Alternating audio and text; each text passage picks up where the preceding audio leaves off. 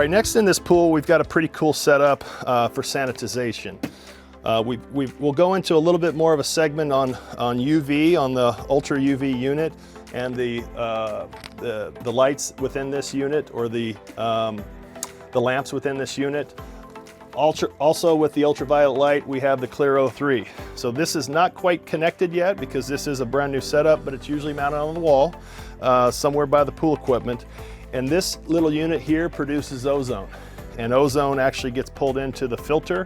It works within the filter itself and then injected back in the pool. And ozone is a very powerful oxidizer. It's going to break down dead organisms. It's going to reduce the use of chlorine. So we find that you use less chlorine when you have a good ozone system. This system does probably 0.25 grams a day, I think, of ozone. It's not a huge amount of ozone, but it can help you reduce some of your chlorine consumption and needs throughout the lifespan of your pool.